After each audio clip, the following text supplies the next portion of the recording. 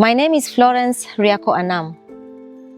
This week is Candlelight Memorial, celebrated every 3rd May of every year. The Candlelight Memorial is a moment to remember all people living with HIV who we have lost to AIDS-related deaths. Many have come, many have been here, many worked hard to get the attention, the medicines, the research, and everything that we have all been able to take forward to the moment we are in now. They are not here today, and we stop in this day to remember and to honor them. But it is not just a day to honor those who have gone. It is also a day to recommit to ensuring that all people living with HIV are and accessing treatment, are alive, are thriving, and living quality lives. So today, we start the podcast series, People Living with HIV Now. And it's exciting because I'm joined by fellow leaders who are leading now. And it's not an interesting time to be a leader, I must say.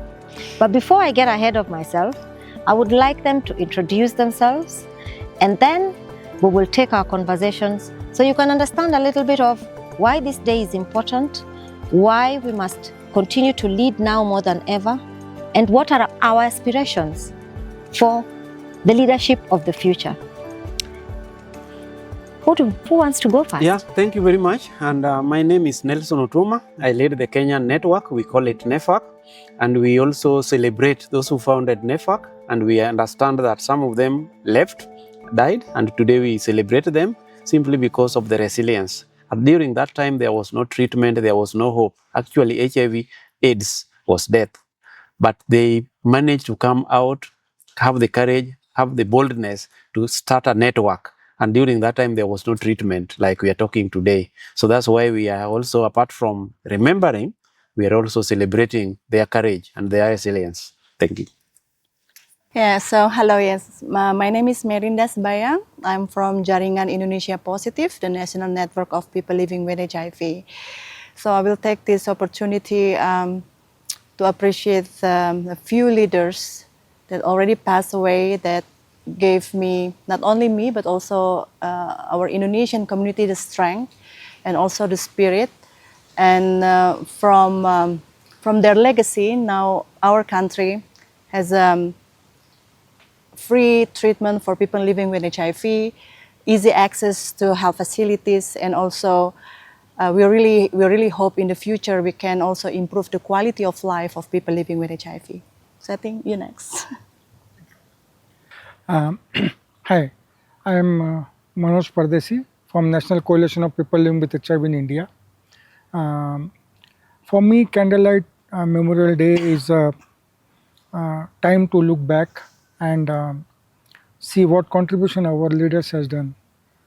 When there was no treatment, like every death used to scare us, used to scare and remind us like tomorrow maybe I will be there. And besides that fear of death, like the leaders, the people, those whom we lost, they actually kept alive that candle within us.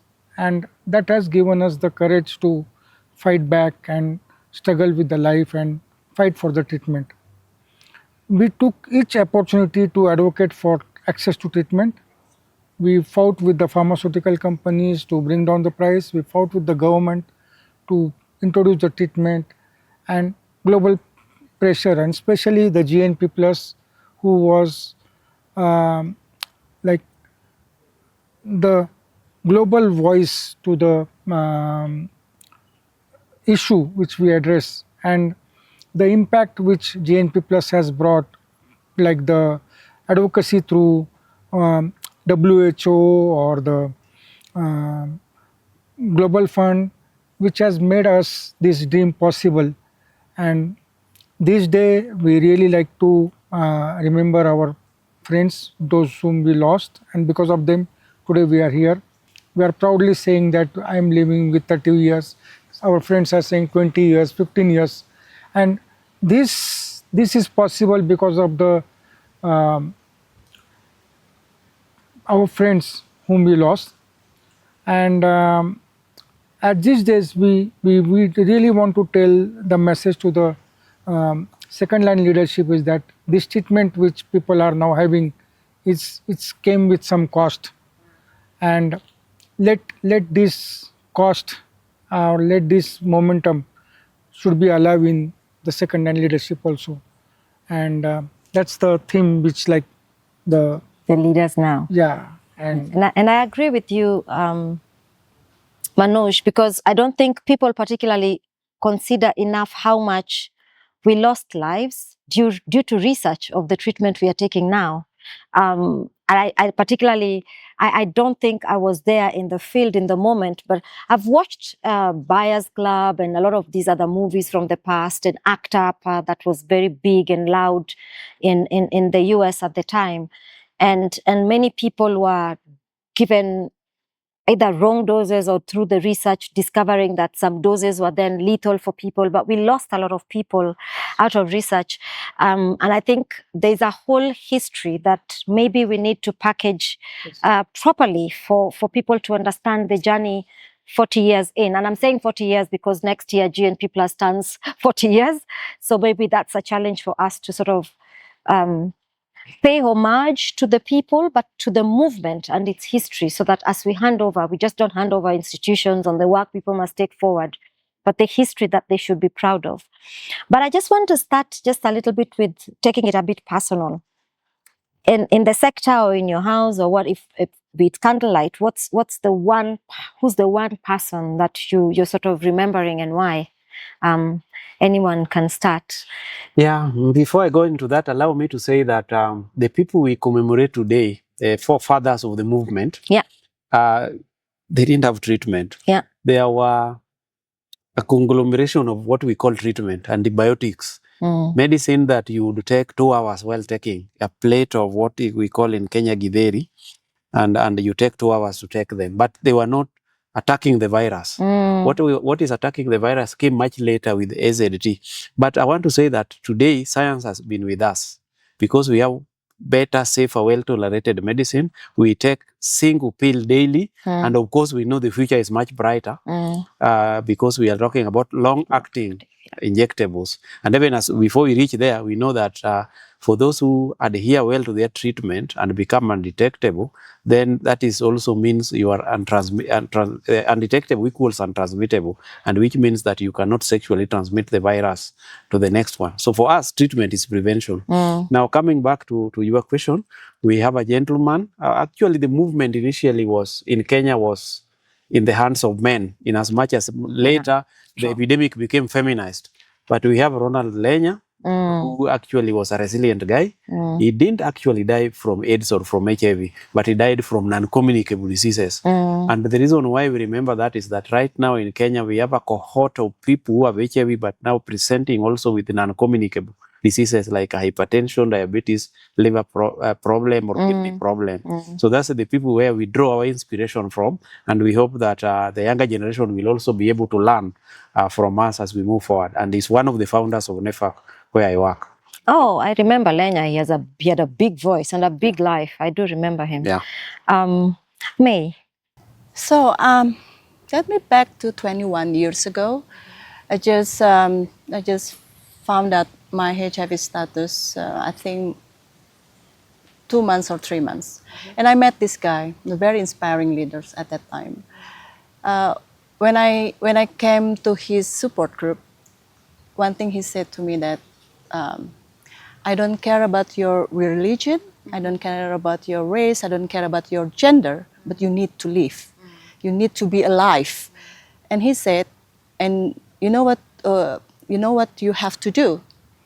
Live with love, and love, and I have to love the beautiful of life. That's a very powerful message for me.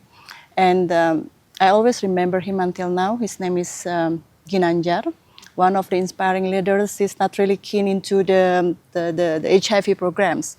His work is about the community movement. he inspired others not only focus on HIV program intervention like the conventional one, outreach, whatever it is, but he started with the football. He started with the boxing. So he gathered all the community to have fun together, to play, to have exercise together, to really enjoying the life. Not only focus on HIV itself, but enjoying the life. And for me, until now, he's my big inspiration. And I really miss you, Kinan. Sounds like a very, very good man. Yeah, he's a very good man. Because that was also a time that play wasn't in our minds, because we were just so we just sad think and about our shamed treatments, and shame, we and ma- yeah. yes. So to think of creating and bringing happiness in that time, I think that's powerful. It's powerful. Thank you. Yeah.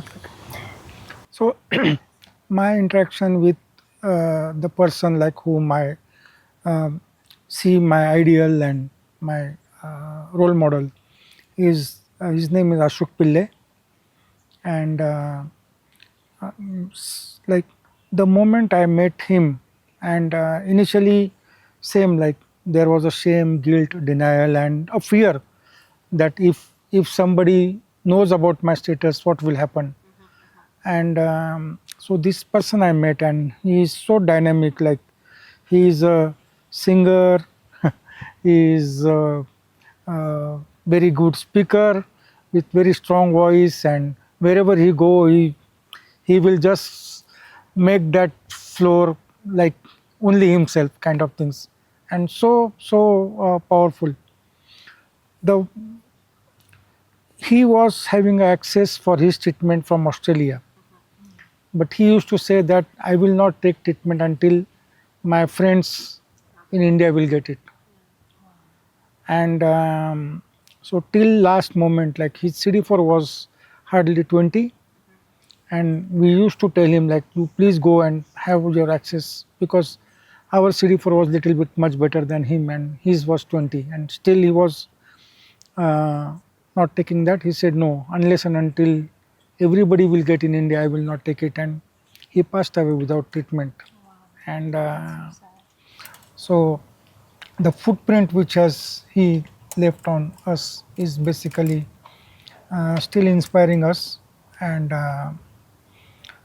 no matter what, like if he used to stick to his point and is make sure that that is happen, and that's the courage I think we need to bring back again, which we must have lost. Yeah. Thank you too. Mine are because they were in the same place. Let me put them together. There was a lady, and I can't remember her name, but she had this beautiful smile. So I worked for the Kenya Network of Women with AIDS, and back then, even the platefuls of medicine people were taking, people would feel sick because they don't have food, and poverty was really, really high for people living with HIV. People didn't buy food from people didn't get jobs, etc. So we had Caroline Masawa is the one that was my friend, because we shared an office, and my job was I was in the accounts office, and my job was to handle petty cash, which was money that was given for people who we needed to go visit at the hospital or to buy things for. So the community health workers we had will come and say, I'm going to these 3 houses, I need this much to buy fruits and whatnots and stuff. And then she would run the store. And in the store, there was everything. There was milk for the mothers, there was grains, there was all these things.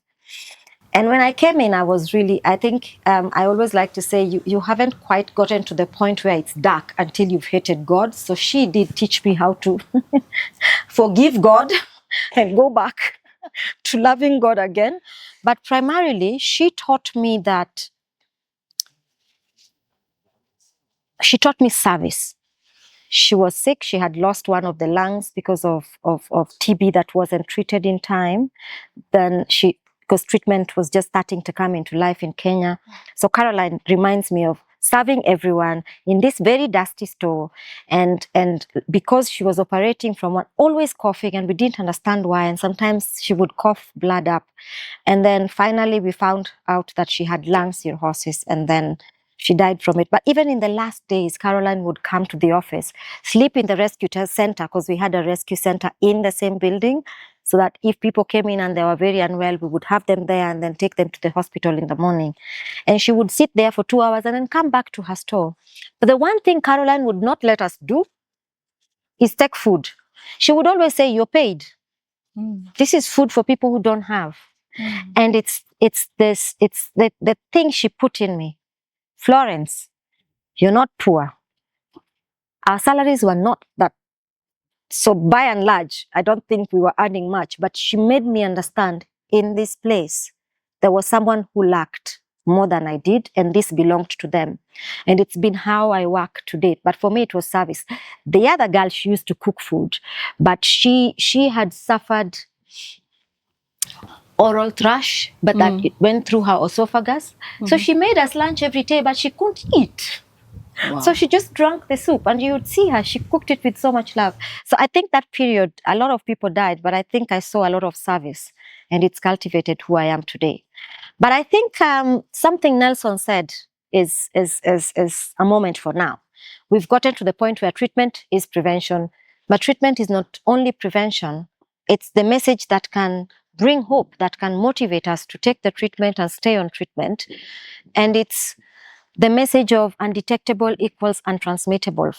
The first message that is community driven, that sort of led the science to come in and get to the point where they go like, yeah.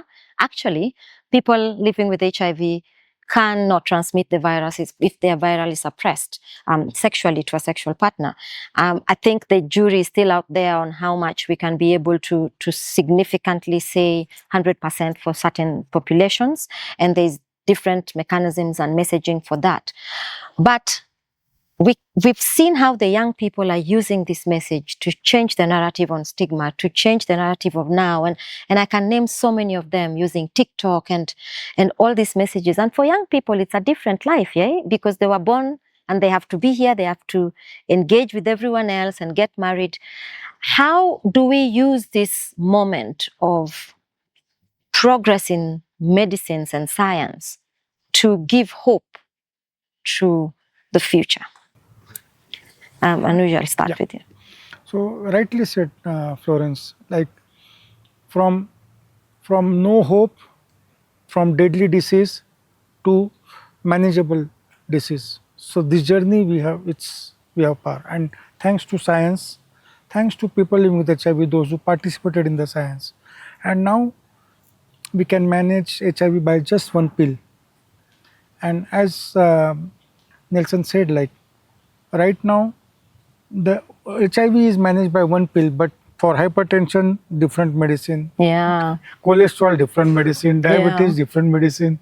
So calcium, different. Yeah. So along with ARV, so many other pills are we have That's to take. so true. Yeah. And the young generation basically now, thanks to all the movement, like there is a platform.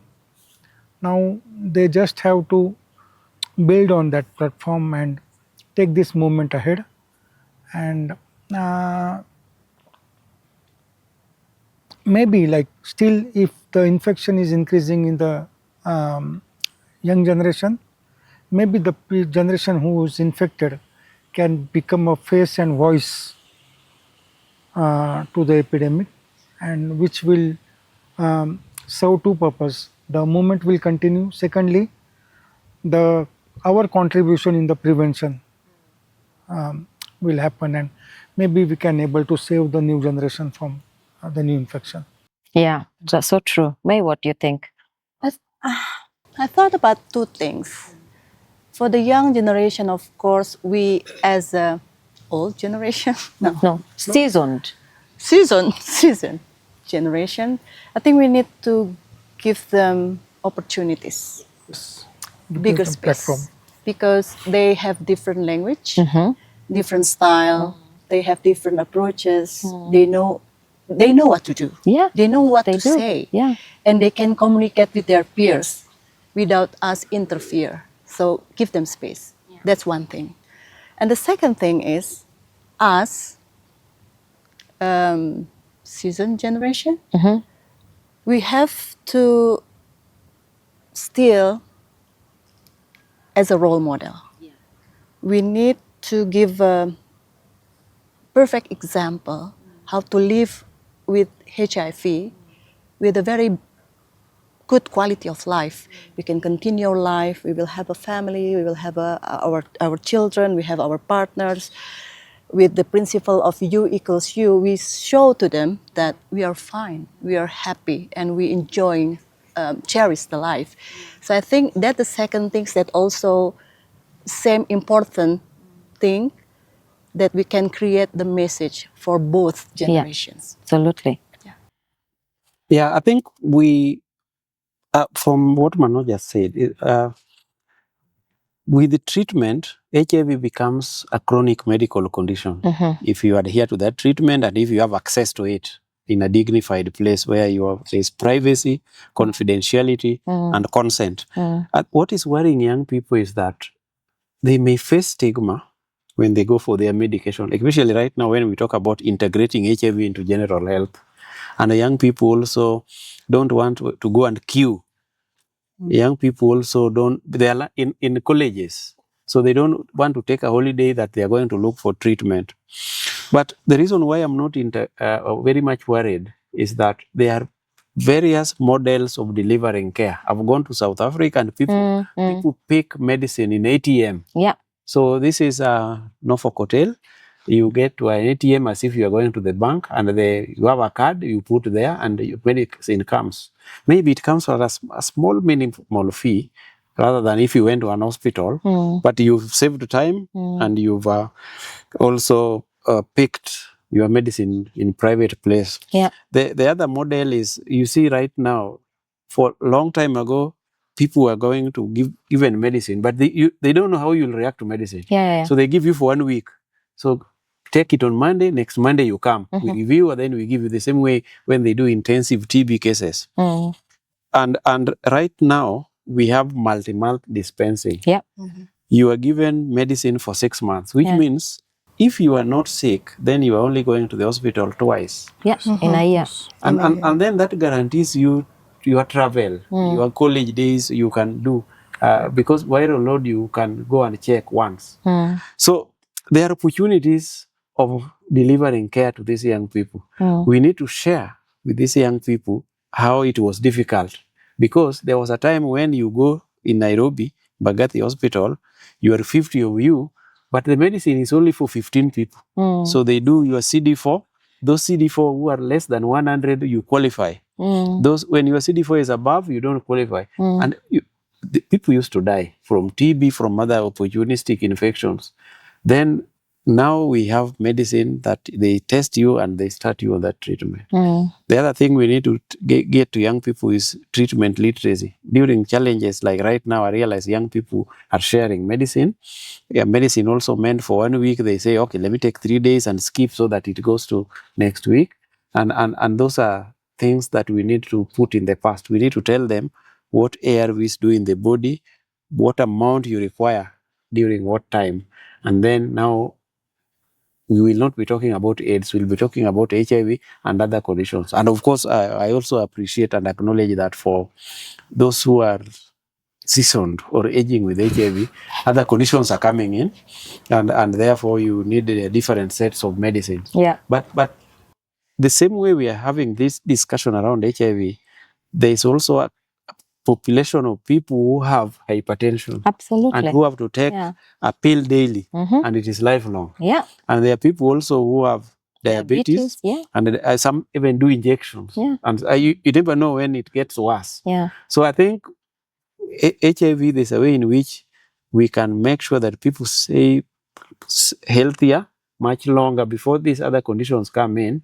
And because treatment is on our side, science is on our side. I know we are talking about money, but today, as part of Candlelight Memorial, we are celebrating people who are there and there was no money, and there was no medicine, and there was nothing. Yeah. So right now, you have everything except that somebody probably has pulled away the money. But every country where we come from, we have a government. And every citizen in whatever way they are paying taxes. So it is the conversation and the dialogue that we need to put our government. These taxes need to pay for our medicines. And I think then that guarantees the good quality life. Yeah. I absolutely agree. And I think, so two things. We've come from far, and there's a moment now, and it's a moment of panic, and of course misinformation is out there, and then maybe our work will be to sort of correct that and try to get people to understand where we are at. But also importantly, we need to sort of cultivate the role of self-care, because for many of us, especially for those who existed for a long period without treatment, then treatment came and then they are here now because of that. It was managing it through health, self-care. When I got into the system, we got tested and we never started treatment immediately. We just got told, don't take alcohol, don't do this, run around, come to the hospital immediately, even if it's a slight headache. Like they modeled for us things to do, and you checked yourself. So I think, and it's rightfully so, people with diabetes do insulin checks and they're able to do that. And my argument is, can we cultivate the component of our own self-care that we are excited to live, and we use this treatment as an opportunity to do that, and not to feel like, oh, we are taking it because the doctor said we should, or now we have to take it for a long day. And I think that will be the message. And U equals U is a grounding point that can be, and it's proven to give that. I think in this moment now, I just want to get us to the moment we are all facing now. We are all leading organizations. I don't want to go into the details, but May, you and I have been talking since the start of this, and I think I just want to preamble the question I'm asking you by sort of signifying what it means. For many people living with HIV, marginalization was real, because many people, because it was not easy to exist or be okay, or the message around us was of doom and gloom. People didn't finish education, people don't get jobs everywhere, so the networks that employ people living with HIV, that is home. And it may not be loss of life, but this job loss for people having to be the leader that takes to make this decision is difficult, especially if someone is us. Just a little bit of a reflection of what this moment feels like for you at JIP. Yeah, I have to admit that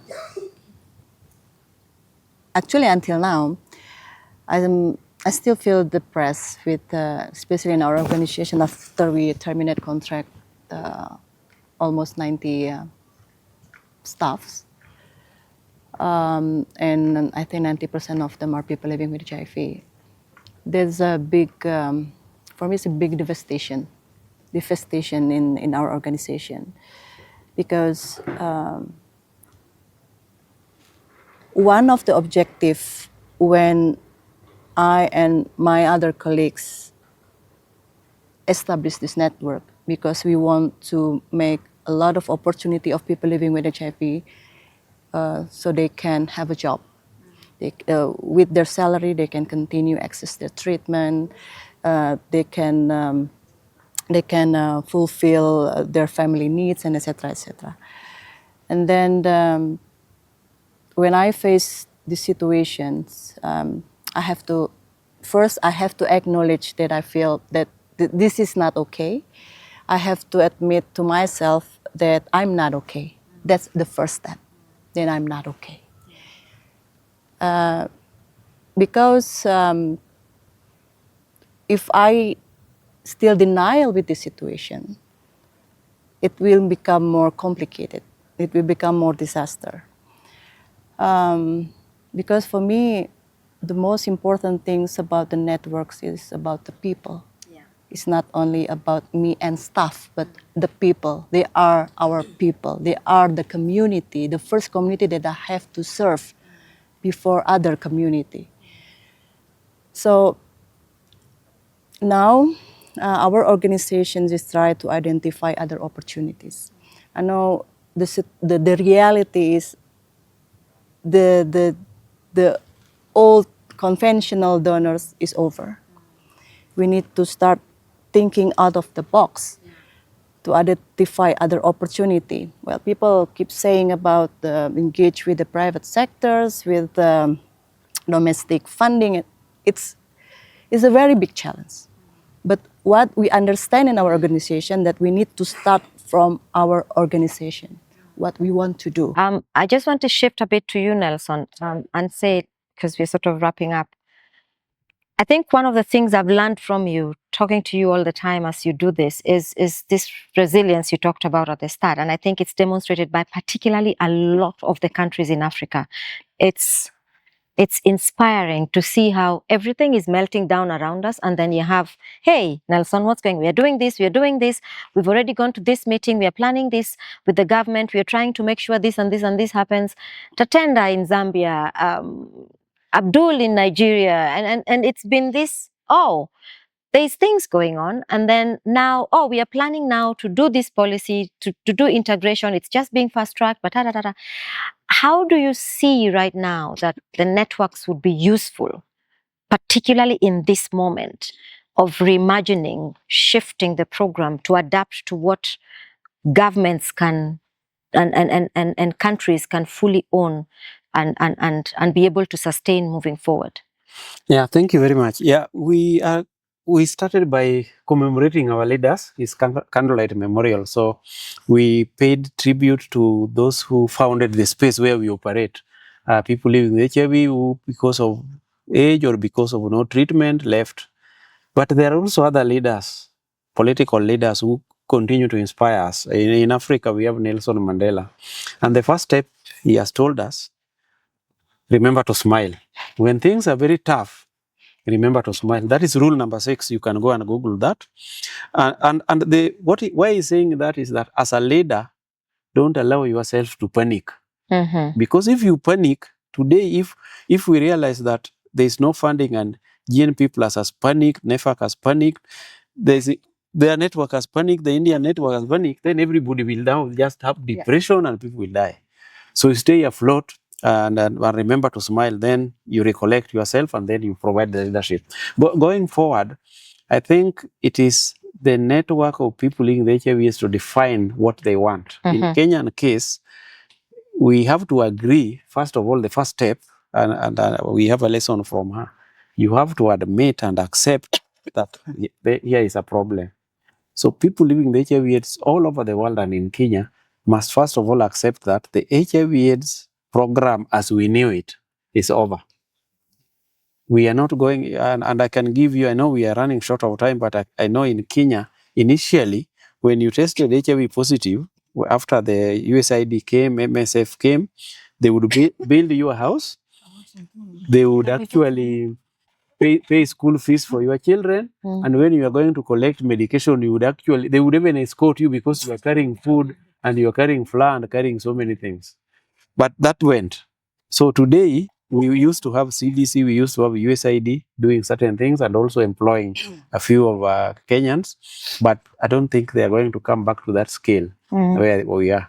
So I think the first thing is we need courage and boldness to tell a person living with HIV that part of the luxuries might go. So you have to define the irreducible minimum, what you are ready to die for. Minimum package of care as a person living with HIV, what are you looking for? Then it is the role of the network to communicate that to the government. Even when we talk about integration, let people living with HIV define that integration. These are the minimum sets, standard operating procedures or guidelines for integration, and then communicate to the government and demand that it follows that line. Okay. So that is the role.